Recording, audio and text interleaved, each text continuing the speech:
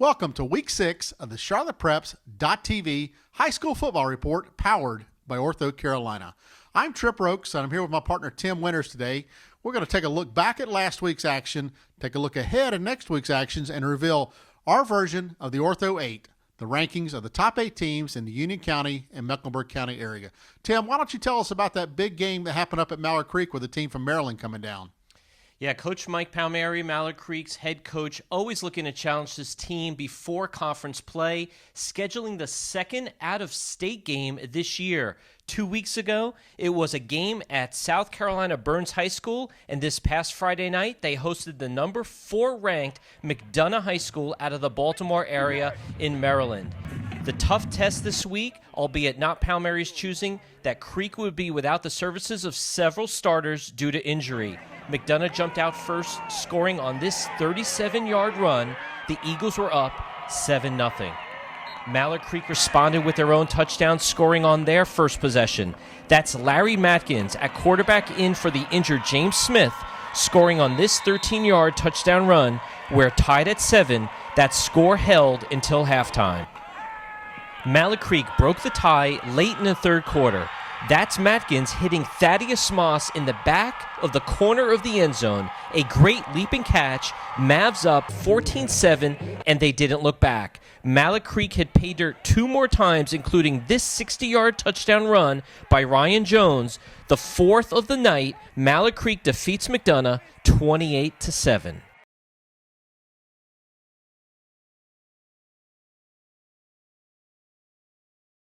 And Trip, there was a great game in Matthews. It looks like the Butler Bulldogs, year in and year out, they have another solid football program. Tell us what happened on Friday night. Well, the Benny LeMay show was certainly alive and well as Butler High School rolled right over top of Hough 35-3 on Friday night. The senior scored twice on runs and once on a pass play, including an 87-yard dash to the end zone. Clifton Duck added 2 touchdowns, one from each side of the ball, including a 40-yard interception return for 6 points. The Bulldogs played lockdown defense on Hough and placing the first mark in the loss column for the Huskies. Hough, a strong running team, was able to only account for 60 yards with the ball. One bright spot for Hough was their passing offense, led by quarterback Jackson Gibbs, who completed half of his 41 passes for over 200 yards on the night. With the big win, both teams now move to 4-1 on the season.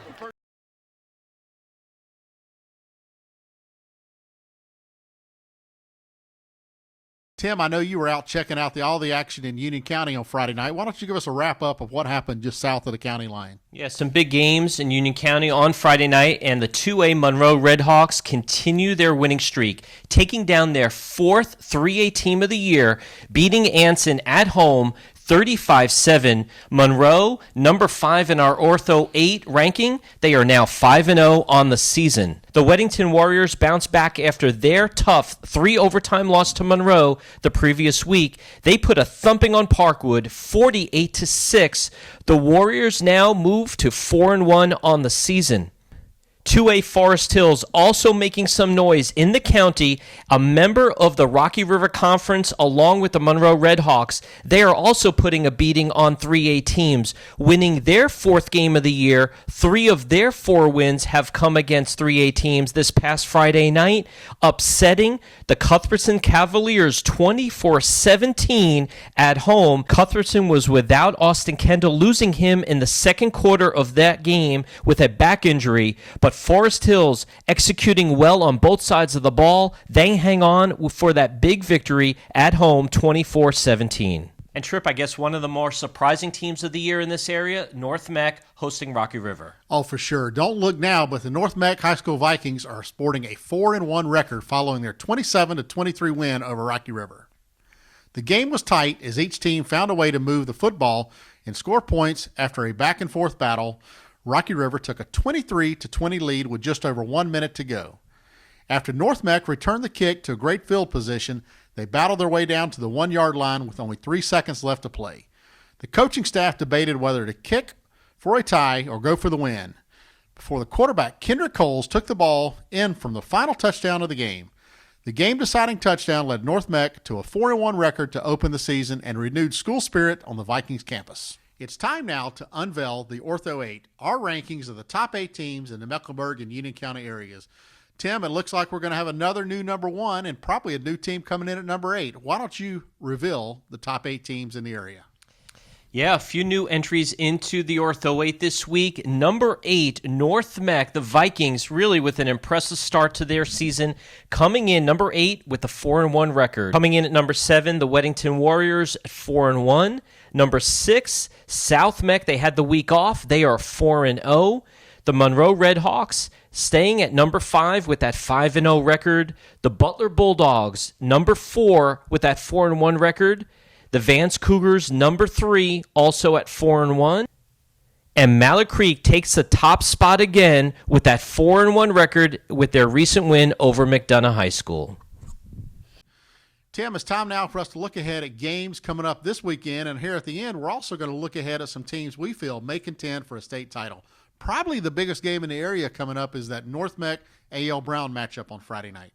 Yeah, it's a light schedule this week, but obviously there is no bigger game for North Mech fans than the one that they're hosting against A.L. Brown this Friday night. A.L. Brown coming in with a 4-0 record, and those Vikings with a 4-1 record. This is probably one of the biggest games up there in years. So North Mech fans, get out there and support that team on Friday night.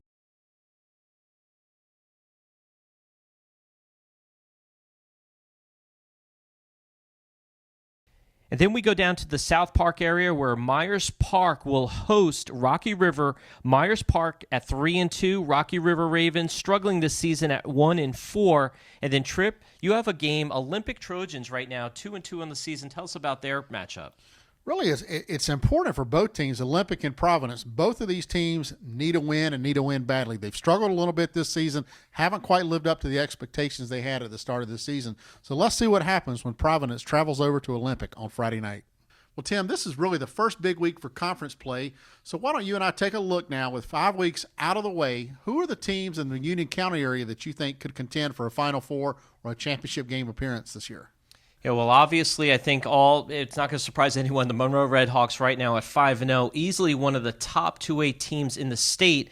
And the way they're playing right now with a kicking game this year, it's going to be a hard team to beat. Whether they're playing at home or on the road, Coach Johnny Sal's got one of his best teams in years over at Monroe High School. And then the other team, obviously, the Weddington Warriors. Tim Carson, year in and year out, this team is a powerhouse. They have another strong defense. Weddington also has a quarterback in Grayson Willingham, who is a winner, really manages the clock well and operates that offense at top efficiency. So look for Weddington to make a deep run into the playoffs this year. And one last team, a team that's hot right now, the Forest Hills Yellow Jackets. You know, they're playing very well now. They have some good athletes. I look for them to make a really good run in the Rocky River Conference and to probably get past at least the few rounds in the postseason play.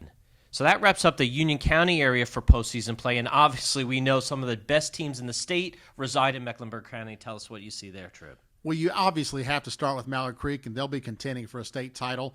Butler will stand in the way of that and be a good quality team battling for that 4A state championship. You also have to take a look down in the lower classification of 4A and see what Vance and Charlotte Catholic can do. Both of them have outstanding football teams and will contend for a state title. Then as you move over to the private side, really a 3-headed monster, I think, going for the state title between Davidson Day, Charlotte Latin, and Charlotte Christian. I think that could be a very exciting trek to the Final Four and trek to the championship. That's going to conclude it here for us here at the CharlottePreps.tv High School Football Report powered by Ortho Carolina. We'll be back with you again next week to tell you all about the exciting action that takes place on Friday night and preview the upcoming games. Thanks for tuning in and supporting Tim and I in CharlottePreps.tv. Have a great week and get out.